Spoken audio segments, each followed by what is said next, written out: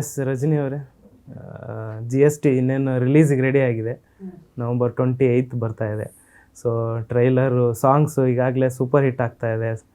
So ಏನು ಹೇಳ್ತೀರಾ GST ಬಗ್ಗೆ? ತುಂಬ ಖುಷಿ ಆಗ್ತಾ ಇದೆ. ಟ್ರೆಂಡಿಂಗಲ್ಲಿದೆ ನಮ್ಮ ಚಮೇಲಿ ಸಾಂಗ್, ಫಸ್ಟ್ ಸಾಂಗ್ ನಾವು ರಿಲೀಸ್ ಮಾಡಿರೋದು. ಫುಲ್ ಟ್ರೆಂಡಿಂಗಲ್ಲಿದೆ. ಇನ್ಸ್ಟಾಗ್ರಾಮ್ ಇರ್ಬೋದು, ಯೂಟ್ಯೂಬ್ ಇರ್ಬೋದು, ಎಲ್ಲ ಕಡೆ ತುಂಬ ಜನ ರೀಲ್ಸ್ ಮಾಡ್ತಾ ಇದ್ದಾರೆ. ಅದನ್ನೆಲ್ಲ ನೋಡಿ ತುಂಬ ಖುಷಿ ಆಗ್ತಾ ಇದೆ.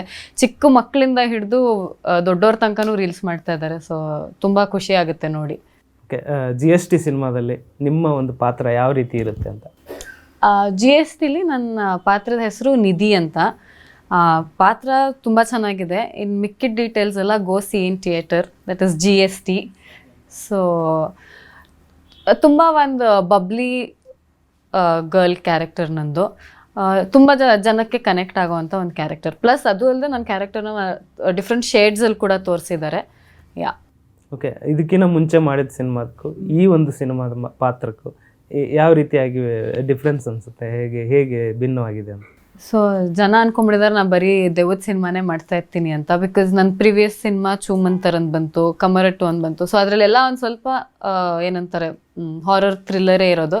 ಸೊ GST ಅಂತ ಬಂದಾಗ ಗೋ ಸಿ ಇನ್ ಥಿಯೇಟರ್ ನೋಡ್ಬಿಟ್ಟು ಜನ ಇದು ದೆವ್ವದ ಪಿಕ್ಚರ್ ಅಂತ ಅನ್ಕೊಂಡ್ಬಿಟ್ಟಿದ್ದಾರೆ. But this is not horror film, it is a ಪಕ್ಕಾ ಕಾಮಿಡಿ ಫಿಲ್ಮ್. ನಾನಂತೂ ದೆವ್ವ ಅಲ್ವೇ ಅಲ್ಲ ಈ ಸಿನಿಮಾಲಿ. ಸೊ ಪಕ್ಕಾ ಕಾಮಿಡಿ ಸಿನಿಮಾ ಇದು. ಹಾರರ್ ಅಂತ ಹೇಳೋಕ್ಕೆ ಆಗಲ್ಲ. ಹಾರರ್ ಅಂತ ಅನ್ಸಿದ್ರು ಆ ಹಾರರಲ್ಲೂ ಕಾಮಿಡಿ ಸಿಗುತ್ತೆ ನಿಮಗೆ. ಓಕೆ, ಅಂದರೆ ಗೋಸ್ಟ್ನ ತೊಗೊಂಡೋಗಿ ನೀವೇ ಏನಾದರೂ ಟ್ರಬಲಲ್ಲಿ ಸಿಕ್ಕಾಕ್ಸ್ತೀರಾ ಹೇಗೆ ಅಂತ? ಹಂಗೆ ಹೇಳೋಕ್ಕಾಗಲ್ಲ. ಬಟ್ ಗೋಸ್ಟ್ಸ್ ಇನ್ ಟ್ರಬಲ್ ಅಂದರೆ ಇಮ್ಯಾಜಿನ್ ದೆವ್ವಗಳಿಂದ ನಮಗೆ ಟ್ರಬಲ್ ಆಗುತ್ತೆ. ಆದರೆ ಈ ಸಿನಿಮಾಲಿ ದೆವ್ವನೇ ಟ್ರಬಲಲ್ಲಿದೆ. ದೆವ್ವಕ್ಕೆ ಕಷ್ಟ ಕೊಟ್ಟಿದ್ದಾರೆ ಅಂದರೆ ಎಷ್ಟು ಕಾಮಿಡಿ ಇರ್ಬೋದು ಅಂತ ನೀವೇ ಯೋಚನೆ ಮಾಡ್ಬೋದು. ಫಸ್ಟ್ ಸ್ಕ್ರಿಪ್ಟ್ ಹೇಳಿದಾಗ ಸೃಜನ್ ಅವರು ಫಸ್ಟ್ ಡೈರೆಕ್ಷನ್ನು, ಸೊ ಯಾವ ರೀತಿ ಇದಾಯಿತು, ಹೆಂಗೆ ನಿಮಗೆ ಈ ಕತೆ ಒಪ್ಕೊಳ್ಳೋಕ್ಕೆ ಇದಾಗಿತ್ತು ಅಂತ? ನಾನು ಆ್ಯಕ್ಚುಲಿ ಕತೆನೇ ಕೇಳಲಿಲ್ಲ. ನಾನು ಎಲ್ಲೋ ಟ್ರಾವೆಲ್ ಮಾಡ್ತಾ ಇದ್ದೆ. ಅವಾಗ ಸೃಜನ್ ಅವ್ರದ್ದು ಫೋನ್ ಬಂತು. ಎಲ್ಲಿದೆಯಾ, ಏನು ಮಾಡ್ತಾ ಇದೆಯಾ ಕೇಳಿದ್ರು. ಹಿಂಗೆ ಆಚೆ ಇದ್ದೀನಿ. ಒಂದಷ್ಟು ಕಾಲು ಹೇಳಿದ್ರು, ಬರೀ ಸುತ್ತಾನೆ ಇರ್ತೀಯಾ ಹಂಗೆ ಹಿಂಗೆ ಅಂತ. ಆಮೇಲೆ ಹೇಳಿದ್ರು ಈ ಥರ ಒಂದು ಸಿನಿಮಾ ಮಾಡ್ತಾಯಿದ್ದೀನಿ ಅಂತ. ಮೀಟ್ ಮಾಡೋಕ್ಕೆ ಕರೆದ್ರು. ಸೊ ಅವ್ರು ಯಾವುದೋ ಒಂದು ಶೋ ಅಲ್ಲಿದ್ದರು. ಹೋದ್ವಿ. ನಾನು ಹೋದೆ, ಮೀಟ್ ಮಾಡಿದೆ. ಹಾಗೆ ಎಲ್ಲ everything fell in place. So ನಾನೇನು ಆ ಕತೆ ಏನು ಈ ಸ್ಟೋರಿ ಏನು ನಾನು ಏನೂ ಕೇಳೋಕ್ಕೆ ಹೋಗಲಿಲ್ಲ. ಆ್ಯಂಡ್ ಅವ್ರ ಫಸ್ಟ್ ಡಿರೆಕ್ಷನ್ ಅಂತ ಅಂದಮೇಲಂತೂ ಐ ಹ್ಯಾಡ್ ಲೈಕ್ ಅಂದರೆ ಅವ್ರ ಮೇಲೆ ಅಷ್ಟೊಂದು ಟ್ರಸ್ಟ್ ಇತ್ತು ನನಗೆ.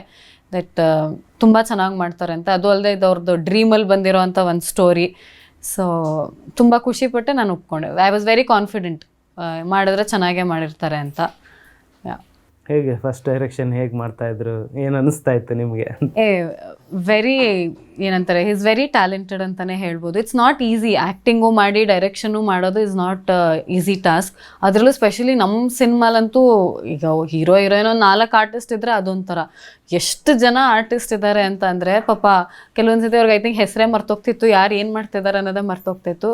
But he's handled the director cap very well. ತುಂಬ ಚೆನ್ನಾಗಿ ಆ್ಯಕ್ಟಿಂಗು ಮಾಡಿದ್ದಾರೆ ಆ್ಯಂಡ್ ಡೈರೆಕ್ಷನ್ ಕೂಡ ಮಾಡಿದ್ದಾರೆ. Very proud of him. Okay, ಜೊತೆಗೆ ಇಡೀ ಕುಟುಂಬನೂ ಅವ್ರ ಜೊತೆಗಿತ್ತು. ಗಿರಿಜಮ್ಮ ಅವರಾಗಿರ್ಬೋದು, ಮತ್ತೆ ಅವ್ರ ಮಗನೂ ಕೂಡ ಆ್ಯಕ್ಟ್ ಮಾಡಿದ್ದಾರೆ. ಹೆಂಗೆ ಅನಿಸ್ತು? ಇದೊಂಥರ ಫ್ಯಾಮಿಲಿ ಇದು ಅಂತ ಅನಿಸ್ತಾ ಹೆಂಗೆ? ಅವ್ರ ಫ್ಯಾಮಿಲಿ ಅಂತ ನೋಡಿದಾಗ ತುಂಬ ಖುಷಿ ಆಗುತ್ತೆ. ಅವ್ರ ವೈಫ್ ಇರ್ಬೋದು, ಗಿರಿಜಮ್ಮ ಇರ್ಬೋದು, ಅವ್ರ ಸಿಸ್ಟರ್ ಶಿಲ್ಪಾ ಇರ್ಬೋದು, ವೆರಿ ಸಪೋರ್ಟಿವ್. ಆ ಫ್ಯಾಮಿಲಿ, ಆ ಬಾಂಡಿಂಗ್ ಟುಗೆದರ್ನೆಸ್ ನೋಡಿದ್ರೇ ಖುಷಿ ಆಗುತ್ತೆ. ಐ ಥಿಂಕ್ ಅದರಿಂದನೇ ಅವ್ರಿಗೆ ಈ ಸ್ಟ್ರೆಂತ್ ಬಂದಿದೆ. ಲೈಕ್ ಕೆಲಸ ಮಾಡೋಕ್ಕೆ ಯಾವುದು ಸ್ಟ್ರೆಸ್ ಇಲ್ಲದೆ, ಮನೆ ಇದನ್ನೆಲ್ಲ ಈ ಕಡೆ ಜನ ನೋಡ್ಕೋತಾರೆ. ಅವ್ರ ಕೆಲಸದ ಮೇಲೆ ಅವ್ರಿಗೆ ಕಾನ್ಸಂಟ್ರೇಟ್ ಮಾಡೋಕ್ಕೆ ಒಂದು ಶಕ್ತಿ ಬಂದಿದೆ. ಆ್ಯಂಡ್ ಆಲ್ಸೋ ಈ ಸಿನಿಮಾಲಿ ಸೃಜನ್ ಅವರಿದ್ದಾರೆ, ಅವ್ರ ತಾಯಿ ಇದ್ದಾರೆ, ಅವ್ರ ಮಗ ಇದ್ದಾರೆ. ಸೊ ಇಟ್ಸ್ ಆಲ್ ಜನ್ರೇಷನ್ಸ್ ಕೆಲಸ ಮಾಡಿರೋದು. ಸೊ ಆ ಸಿನಿಮಾಲಿ ನನಗೆ ಆಪರ್ಚುನಿಟಿ ಸಿಕ್ಕಿರೋದು ನಂಗೆ ತುಂಬಾ ಖುಷಿ. ಉಪ್ಪಿ ಸರ್ ಬಂದು ಟ್ರೈಲರ್ ಲಾಂಚ್ ಮಾಡಿದ್ರು, ಯಾವ ಮೂಮೆಂಟ್ ಹೆಂಗಿತ್ತು ಅಂತ? Very nice. I think Uppi sir also enjoy trailer ನೋಡ್ಬಿಟ್ಟು ಅವರು ನಗ್ತಾ ಇದ್ರು ಫುಲ್ಲು. ತುಂಬ ಖುಷಿ ಆಯಿತು. Uppi sir and Priyanka ma'am ಇಬ್ಬರು ಬಂದರು, ತುಂಬ ಖುಷಿಪಟ್ಟರು. ಪ್ಲಸ್ ಅವತ್ತೇ ನಮ್ಮದು ಸಾಂಗ್ ಕೂಡ ಏನು ಪ್ರಿಯಾಂಕಾ ಮ್ಯಾಮಿಂದ ಆ್ಯಕ್ಷನ್ ಕಟ್ ಹೇಳಿಸಿದ್ವಿ. ಆ್ಯಂಡ್ ಆಲ್ಸೋ ಉಪ್ಪಿ ಸರ್ ಹತ್ರ ಟ್ರೈಲರ್ಗೆ ಆ್ಯಕ್ಷನ್ ಹೇಳಿಸಿದ್ವಿ. It was so fun. ಅಂದರೆ ಒಂಥರ ಪ್ರಾಪರ್ ಏನಂತಾರೆ, ನಾರ್ಮಲ್ ಹಿಂಗೆ ಹೋಗ್ತೀವಿ ಫಾರ್ಮಲಾಗಿ ಕೂತ್ಕೊಂಡು ಒಂದು ಈವೆಂಟ್ ಆ ಥರ ಇರಲಿಲ್ಲ. ಇದು ತುಂಬ ಮಜವಾಗಿತ್ತು. ಸೊ ನಾನು ಅದೇ ಹೇಳೋಕ್ಕೆ ಇಷ್ಟಪಡ್ತೀನಿ. ಒಂದು ಈವೆಂಟೇ ನಮ್ದು ಅಷ್ಟೊಂದು ಫನ್ ಇತ್ತು ಅಂದರೆ ನಮ್ಮ ಸಿನಿಮಾ ಯಾವ ಮಟ್ಟಕ್ಕೆ ಕಾಮಿಡಿ ಇರುತ್ತೆ ಅಂತ ಯು ಕ್ಯಾನ್ ಇಮ್ಯಾಜಿನ್. ಓಕೆ, ಸೆಟ್ಟಲ್ಲಿ ಮರಿದೇ ಇರ್ತಕ್ಕಂಥ ಒಂದಿಷ್ಟು ಕ್ಷಣಗಳಂತ ಇರುತ್ತಲ್ಲ, ಯಾವ ಥರ? ಒಂದು ಎರಡು ಅಂತ ಇಲ್ಲ, ಸಿಕ್ಕಾಬಟ್ಟೆ. ನಾ ಹೇಳ್ತಿಲ್ಲ ಎಷ್ಟು ಜನ ಆರ್ಟಿಸ್ಟ್ಗಳಿದ್ದಾರೆ ಅಂದರೆ, ನಂದಿದ್ದು ಹೇಳ್ಬೇಕಂದ್ರೆ ನನಗೆ ಅದು ಶೂಟಿಂಗ್ ಸೆಟ್ ಅನ್ನೋದೇ ಮರ್ತೋಗ್ತಾ ಇತ್ತು, ನಾನು ಆ್ಯಕ್ಟ್ ಮಾಡ್ಬೇಕನ್ನೋದೇ ಮರ್ತೋಗ್ತಾ ಇತ್ತು. ಎಲ್ಲ ಆರ್ಟಿಸ್ಟ್ಗಳನ್ನ ನೋಡಿಕೊಂಡು ನಾನು ಮರ್ತೋಗ್ತಾ ಇದ್ದೆ. ನಂಗೆ ಎಷ್ಟೊಂದು ಸತಿ ಗಿರಿ ಜ್ಞಾಪಿಸಿದಾರೆ, ನೋಡು ಆ್ಯಕ್ಟ್ ಮಾಡು, ಹೆಂಗೆ ಕ್ಯಾಮ್ರಾ ಆನ್ ಆಗಿದೆ, ಆ್ಯಕ್ಷನ್ ಹೇಳಿದ್ದಾರೆ ಅಂತ ಮರ್ತೇ ಹೋಗ್ತಾ ಇತ್ತು. ಸೊ ಎಲ್ಲ ಆರ್ಟಿಸ್ಟ್ಗಳನ್ನ ನೋಡ್ಬಿಟ್ಟು ನಾನೇ ಝೋನ್ ಔಟ್ ಆಗಿಬಿಡ್ತಿದ್ದೆ. ಸೊ ಕಾಮಿಡಿ ಸೆಟ್ ಥರ ಇರ್ತಿತ್ತು, ಕಾಮಿಡಿ ಶೋ ಥರ ಇರ್ತಿತ್ತು ನಮ್ಮದು ಶೂಟಿಂಗ್ ಸೆಟ್ಟು. ಮೆಮೊರೇಬಲ್ ಅಂದರೆ ಫಾರ್ ಎಕ್ಸಾಂಪಲ್ ಶೋಭರಾಜ್ ಸರ್ ಇದ್ದಾರೆ. ನಾನು ಚಿಕ್ಕವಳಿದ್ದಾಗ ವಿಷ್ಣುವರ್ಧನ್ ಅವ್ರ ಸಿನಿಮಾಲಿ ಶೋಭರಾಜ್ ಸರ್ನ ದೊಡ್ಡ ವಿಲನ್ ಆಗಿ ನೋಡ್ತಿದ್ದೆ. ಸೊ ಅವ್ರನ್ನ ನಾನು ಇಲ್ಲಿವರೆಗೂ ಈ ಶೂಟಿಂಗ್ ಆಗೋವರೆಗೂ ನಾನು ಅವ್ರನ್ನ ನೋಡಿರಲಿಲ್ಲ. ಅವ್ರ ಸೆಟ್ಟಿಗೆ ಬಂದಾಗ ಒಂದು ಸ್ವಲ್ಪ ಭಯ ಇತ್ತು, ಅಯ್ಯೋ ವಿಲ್ಲನ್ನು ಅಂತ. ಆಮೇಲೆ ಅವ್ರನ್ನ ಮಾತಾಡ್ಸೋಕ್ಕೆ ಶುರು ಮಾಡಿದ್ಮೇಲೆ ತುಂಬ ಖುಷಿ ಆಯಿತು. Such a nice person. ಅವ್ರು ಆ್ಯಕ್ಟಿಂಗ್ ಮಾಡಿದ್ಮೇಲಂತೂ ಅಪ್ಪಪ್ಪ ಅಂಥ ವಿಲ್ಲನ್ ಹತ್ರ ಎಂಥ ಕಾಮಿಡಿ ಮಾಡಿಸಿದ್ದಾರೆ ಶೋಭರಾಜ್ ಸರು, ಶರತ್ ಲೋಹಿತಾಶ್ವ ಸರು, ಎಷ್ಟು ದೊಡ್ಡ ದೊಡ್ಡ ವಿಲನ್ಸ್ ಅವರು. ಅವರೆಲ್ಲ ನಮ್ಮ ಸಿನಿಮಾಲಿ out and out comedy. So ಅದೆಲ್ಲ ನೋಡೋಕೆ ತುಂಬ ಖುಷಿ. ಆ್ಯಂಡ್ ಆಲ್ಸೋ ಇವರು ಡಾಕ್ಟರ್ ವಿಠಲ್ ರವಿಶಂಕರ್ ಗೌಡ ಅವರು, ಇವರೆಲ್ಲ ಒನ್ ಆಫ್ ಲೈಕ್ ನಂಗೆ ತುಂಬ ಇಷ್ಟ ಇರೋ ಅಂಥ ಒಂದು ಆರ್ಟಿಸ್ಟ್ಗಳು. ಸೊ ಅವ್ರ ಜೊತೆ ನನಗೆ ಕೆಲಸ ಮಾಡಬೇಕಾದ್ರೆಲ್ಲ ತುಂಬ ಖುಷಿ ಆಯಿತು. ಓಕೆ, ಒಂದು ಸಿನಿಮಾ ಈಗ ಇಷ್ಟು ಸಿನಿಮಾ ಮಾಡಿರ್ತೀರ, ಅದರಲ್ಲಿ ಸಾಂಗ್ಸ್ಗಳು ಅದು ಇಷ್ಟ ಒಂದು ಪ್ಯಾಕೇಜ್ ಥರ ಇರುತ್ತೆ. ಬಟ್ ಇಲ್ಲಿ ಹೋಲ್ ಆ್ಯಂಡ್ ಸೋಲ್ ನಿಮಗೆ ಕಾಮಿಡಿನೇ ಇದೆ ಅಂತ ಇತ್ತು. ಸೊ ಹೆಂಗೆ ಇದು ಆಗ್ತಾ ಇತ್ತು ಇದರಲ್ಲಿ? ನಾಟ್ ಓನ್ಲಿ ಕಾಮಿಡಿ, ನಾವು ಕಾಮಿಡಿ ಇದೆ ಅಂತ ಹೇಳ್ತಾ ಇದ್ದೀವಿ, ಬಟ್ ಈ ಸಿನಿಮಾಲಿ there's emotion, there's mother sentiment, comedy, fight ಎಲ್ಲ ಇದೆ. ಲೈಕ್ ಬರೀ ಕಾಮಿಡಿ ಅಂದ ತಕ್ಷಣ ನಿಮಗೆ ಬರೀ ನಗಿಸ್ತಾ ಇರ್ತೀವಿ ಅಂತಲೇ ಹೇಳೋಕ್ಕಾಗಲ್ಲ. There are points in the cinema where ನಿಮಗೆ ತುಂಬ ಎಮೋಷ್ನಲಿ ಕೂಡ ಟಚ್ ಆಗುತ್ತೆ. ಒಂದು ಇಂಟರ್ವ್ಯೂಲಿ ಸೃಜನ್ ಅವ್ರ ಮಗ ಹೇಳಿದ್ದಾನೆ, ಏನು ಕಲ್ತ್ಕೊಂಡೆ ಈ ಸಿನಿಮಾಲಿ, ನನಗೆ ಅಮ್ಮನ ಬೆಲೆ ಏನು ಅಂತ ಗೊತ್ತಾಯಿತು ಅಂತ ಹೇಳಿದ. ಸೊ ಆ ಮಗುಗೇನೆ ಒಂದು ತಾಯಿ ಬೆಲೆ ಗೊತ್ತಾಗಿದೆ ಅಂತ ಅಂದ್ರ ಮೇಲೆ ಸಿನಿಮಾಲಿ ತುಂಬ ಕಂಟೆಂಟ್ ಇದೆ. Like it's not only comedy, ಸುಮ್ಮನೆ ನಗ್ತಾ ಇರ್ತೀರಾ ಅಂತಲ್ಲ, ಎಲ್ಲ ಎಮೋಷನ್ಸು ಕವರ್ ಆಗಿರೋ ಅಂಥ ಸಿನಿಮಾ. GST ಅಂದಾಗ ಫಸ್ಟ್ ನಿಮಗೆ ಟೈಟ್ಲ್ ಕೇಳಿದಾಗ ಏನು ಅನ್ನಿಸ್ತು, ಏನು ಮೈಂಡಿಗೆ ಬಂತು? GST ನಾನು ಆ್ಯಕ್ಚುಲಿ ಅಷ್ಟೊಂದು ಇದು ಮಾಡಿರಲಿಲ್ಲ, ಇನ್ನೂ ಅವಾಗ ಸ್ವಲ್ಪ ಚೇಂಜಸ್ ನಡೀತಾ ಇತ್ತು. ಸೊ GST ಅಂದ ತಕ್ಷಣ ಗೋಸ್ಟ್ಸ್ ಇನ್ ಟ್ರಬಲ್ ಆಯಿತು. ಆಮೇಲೆ ಇವಾಗ ಗೋಸಿ ಇನ್ ಥಿಯೇಟರು. ಸೊ ಜನ ಇನ್ನೂ GSTಗೆ ಫುಲ್ ಫಾರ್ಮ್ಗಳು ಕೊಡ್ತಾನೆ ಇದ್ದಾರೆ. ಸೊ ಜನ ಹೆಂಗಾದರೂ ತೊಗೊಳ್ಳಿ, ದಯವಿಟ್ಟು 28 ಆದಮೇಲಿಂದ ಹೋಗಿ ಸಿನಿಮಾ ನೋಡಿ, 28 ಇಂದ ಸಿನಿಮಾ ನೋಡಿ. GSTಗೆ ಇನ್ನೂ ಏನೇನೇನು ಫುಲ್ ಫಾರ್ಮ್ಗಳು ಬರುತ್ತೆ ದಯವಿಟ್ಟು ತಿಳಿಸಿ. ಸೃಜನ್ ಸರ್ ಅವತ್ತು ಹೇಳಿದ್ರು ಇದು ಸ್ಟೇಜ್ ಮೇಲೆ, ಗಿರಿಜಾ ಸೃಜನ್ ಸೇರಿದೆ ಪಿಕ್. ಹೌದು ಹೌದು, ಇನ್ನೂ ಏನೇನೋ ಹೇಳಿದ್ರು. ಗಿರಿಜಮ್ಮ ಅವ್ರ son talking star Srujan. So GST ಏನೇನೋ ಹೇಳ್ತಾ ಇದ್ದಾರೆ, good night, sweet dreams, take care ಅಂತೆ ಫುಲ್ ಏನೇನೋ ಹೇಳ್ತಾ ಇದ್ದಾರೆ ಜನ. ಓಕೆ, ನಿಮಗೆ ತೀರಾ ಕಂಫರ್ಟೇಬಲ್ ಮಾಡಿಕೊಟ್ಟಂಥ ಆರ್ಟಿಸ್ಟ್ ಅಥವಾ ಸೆಟ್ಟಲ್ಲಿ ಯಾರು ಅಂತ ಅನಿಸ್ತು?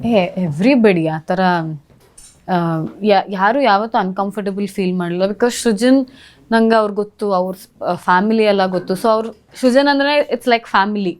ಸೊ ಅವ್ರ ವೈಫ್ ಇರ್ಬೋದು, ಸಿಸ್ಟರ್, ಅಮ್ಮ, ಎಲ್ಲರೂ ಒಂದು ತುಂಬ ಕಂಫರ್ಟಬಲ್ ಫೀಲ್ ಮಾಡಿಸ್ತಾರೆ. ಎಲ್ಲೂ ನೀನು ಆಚೆಯಿಂದ ಬಂದಿದೆಯಾ ಅನ್ನೋ ಫೀಲ್ ಆಗಲಿ ಎಲ್ಲೂ ಇಲ್ಲ.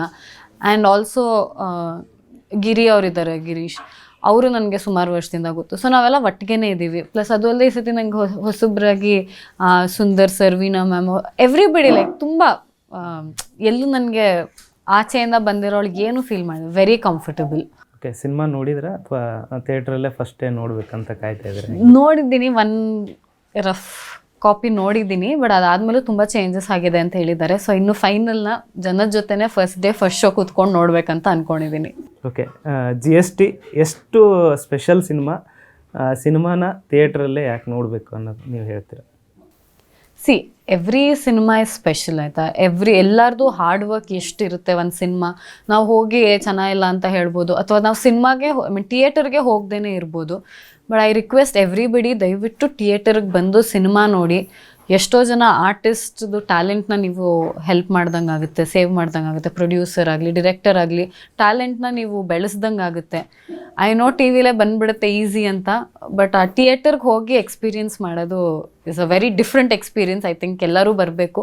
ಅದು ಅಲ್ಲದೆ ನಮ್ಮ ಸಿನಿಮಾಲಿ ಶೇಡ್ಸ್ ತೋರಿಸಿದ್ದೀವಿ. ಲೈಕ್ ಜನ ಇದ್ದಾರೆ, ದೆವ್ವ ಇದೆ. ಸೊ ಆ ಶೇಡ್ಸು ತೋರಿಸಿದ್ದೀವಿ. ಅದು ಟಿ ವಿಗಿಂತ ಥಿಯೇಟ್ರಲ್ಲಿ ಎಕ್ಸ್ಪೀರಿಯನ್ಸ್ ಚೆನ್ನಾಗಿರುತ್ತೆ. Plus music. ಸೊ ದಯವಿಟ್ಟು ಥಿಯೇಟರ್ಗೆ ಬಂದು ಸಿನಿಮಾ ನೋಡಿ, ಎಲ್ಲ ಆರ್ಟಿಸ್ಟ್ಗಳನ್ನ ಸಪೋರ್ಟ್ ಮಾಡಿ. ಥ್ಯಾಂಕ್ ಯು ಮೇಡಮ್, ಒಳ್ಳೆಯದಾಗಿ, all the best. Thank you.